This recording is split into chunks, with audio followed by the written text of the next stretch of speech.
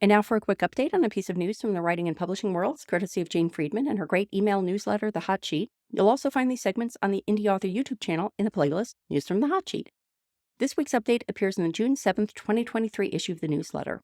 Under the headline, About Those AI Models Trained on Ebooks from Smashwords, Jane writes, Back in March, when discussing AI in contracts and agreements, we mentioned that two large book databases have apparently been used to train large language models that power tools like ChatGPT, and one of those databases is Smashwords. Michael Cater at Publishers Lunch has dug into this disconcerting development to identify how and why this happened.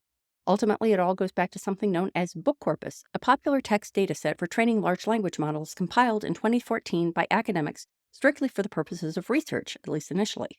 They scraped self-published ebooks available at Smashwords for free, even though this violated terms of service. Dan Wood at Drafty Digital, which now owns Smashwords, told Publishers Lunch that the company is extremely concerned, adding, "We've been gathering information to work with our lawyers to discuss what next steps are available to us."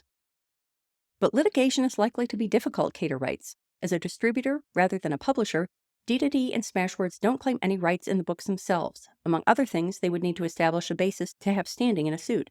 There is also the substantial question of determining who the infringing parties are.